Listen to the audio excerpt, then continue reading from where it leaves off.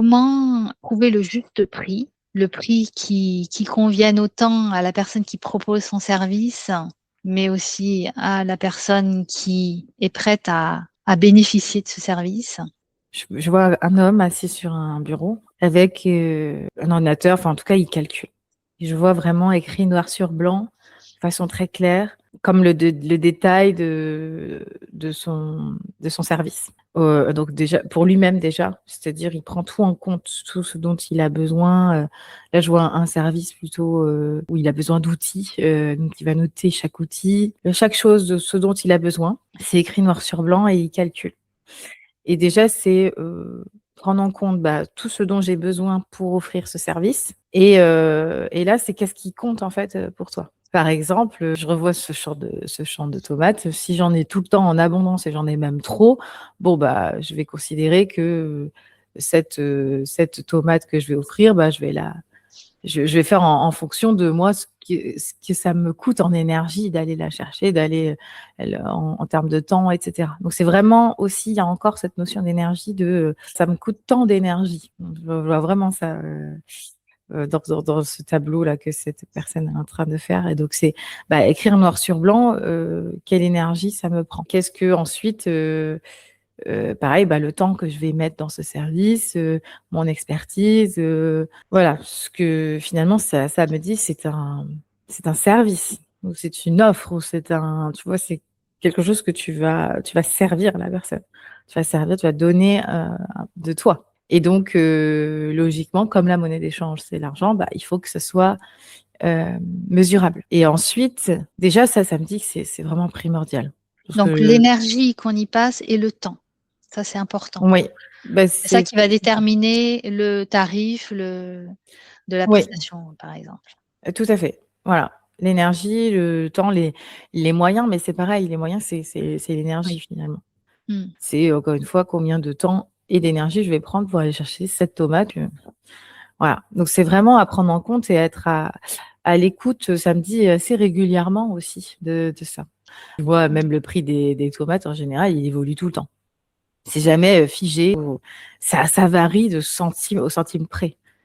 C'est Ouais. parce que l'argent évolue selon, voilà. Donc ça, c'est à prendre en compte pour créer son prix, son tarif. Et en fait, si tout ça c'est calculé de la bonne façon, en tout cas pour toi, parce que tu as considéré ça avec ton jugement intérieur, en fait, ce qui est juste pour toi, ça parlera aux personnes qui ont besoin de ton service. Si Donc par encore une exemple, fois, besoin d'être aligné avec ouais, voilà. Si ce par que l'on exemple, propose. j'ai un exemple de cette personne, donc elle a le montant et elle se dit, en face, il y a 3 solutions, soit plutôt 3 propositions. Soit la personne a dit, voilà, ça c'est mon prix, point. À ce moment-là, c'est comme si elle faisait confiance en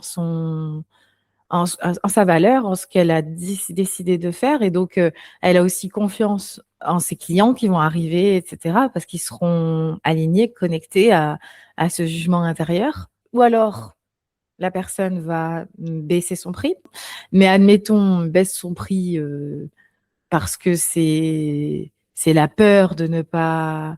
tu sais, un peu comme le syndrome de l'imposteur, où Mmh. tu te dis, en fait, ouais, tu regardes la valeur et tu te dis, non, mais moi, je ne vaux pas tant que ça. Mon service, il vaut pas tant que ça. Donc forcément, en fait, ce que tu vas dire, c'est que tu es trop cher.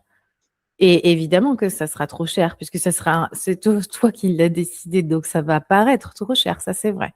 Ça me dit, tu vois, c'est pas. En fait, à partir du moment où tu mets encore une fois la couleur, la direction de ton argent, l'argent, il obéit complètement Ouais. à ton énergie. Et donc, tu vas baisser ton prix, sauf que le fait de te baisser, il y a comme tu l'as très bien calculé avant, pareil, t'es désaligné.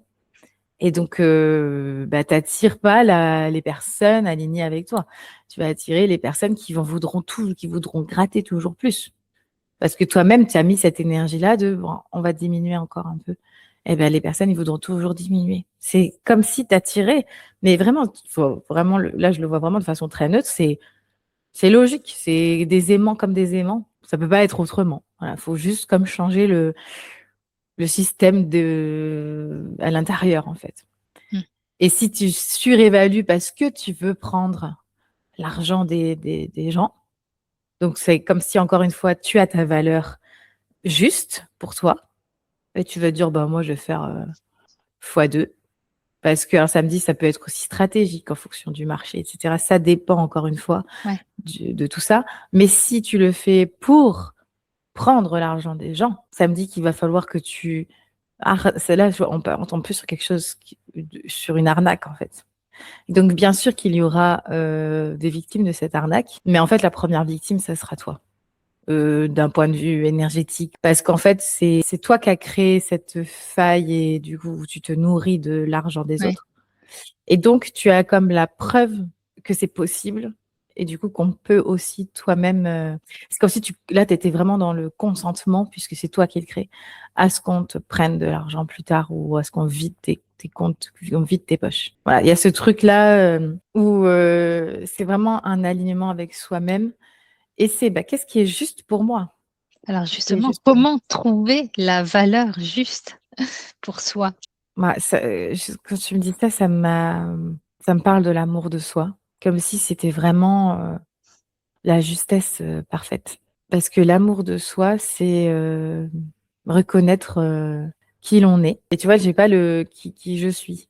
Ça me dit qui l'on est. C'est reconnaître, se reconnaître soi, c'est reconnaître aussi après les autres. Donc, t'es pas dans ce trop ou ce pas assez, puisque tu te considères et tu considères aussi l'autre. Et donc, ça crée quelque chose de vraiment finalement équilibré où tout le monde trouve son compte, ça me dit. Du coup, il y a plus de... On se surévalue pas et on ne se je sais pas comment on N'évalue dit, pas. voilà, dévalue pas. Puisque, en fait, on est conscient de sa propre valeur. Et ça me dit que c'est plus ça qui peut des fois être, je vois du coup l'effet domino de ça, être problématique en fait dans notre vie au quotidien, c'est qu'on a la tendance à sous-évaluer en fait ce qu'on peut offrir. Quand après nous-mêmes on fait face à des prix qui nous paraissent trop, on se dit non mais ça va pas, qui se prennent les gens. Ça fait beaucoup de moi en fait du coup après on met vraiment un jugement de attends mais moi je mettrai jamais ce prix-là hein, donc pourquoi lui mais ce prix-là ça va pas donc je prends pas et ça fait ce truc effet de domino où après l'autre personne elle va se dévaluer aussi pour pouvoir être dans ce courant-là parce que faut bien suivre voilà et puis en fait tout s'écroule et ça mène à rien. Comment réagir par rapport à la concurrence? Parce que la concurrence va peut-être proposer des prix peut-être inférieurs, donc avoir tendance éventuellement à attirer plus de personnes.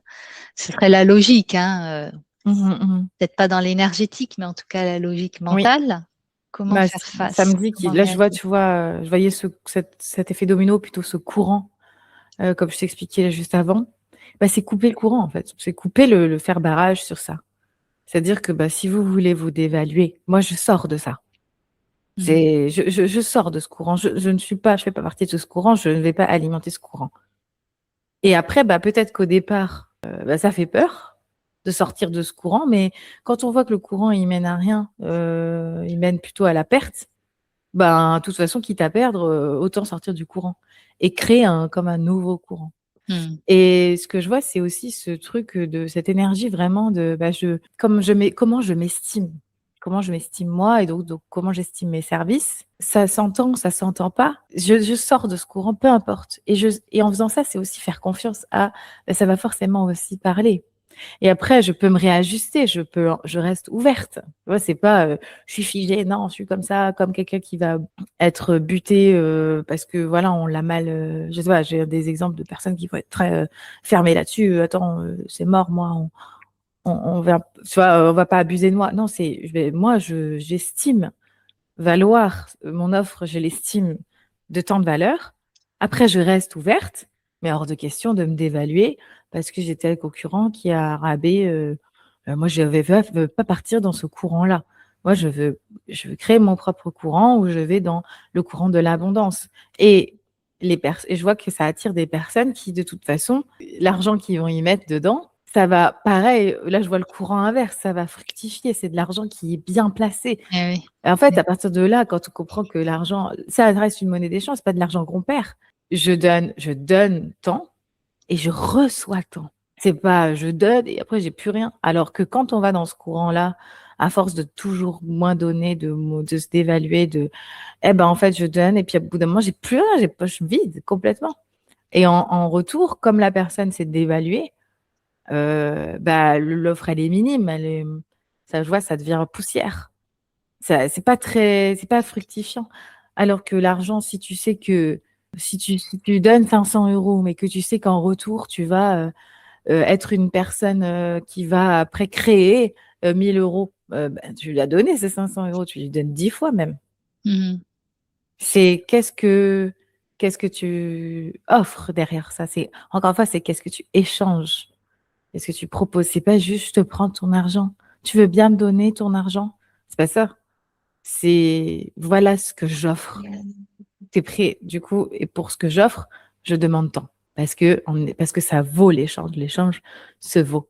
Ah, c'est ça le et là, je vois un courant qui prospère. Il faut sortir de ce courant-là parce qu'en plus, ça me dit que c'est un courant amateur. Quand tu regardes les vrais commerçants, tu vois, je parle vraiment d'un commerce, eux, ils vont pas baisser le prix des tomates pour être plus attractifs. T'en as, ils vont même l'augmenter pour montrer que, et c'est une stratégie aussi. C'est pas du tout stratégiquement intelligent financièrement de baisser, toujours baisser parce que les concurrents, ça mène à ta perte. Et ça, c'est un courant de perte. Vraiment, il y a aucune stratégie derrière. Ça me parle de souveraineté. Ce que j'ai, c'est que l'argent, même si d'un certain point de vue, on a l'impression de ne pas avoir décidé ce système, on l'a tous décidé. C'est une manifestation collective. Ça me dit, mettons-y de l'amour dedans. Parce que si c'est pour mener à notre perte, autant changer. Il faut mettre de l'amour et ça me ramène à la souveraineté.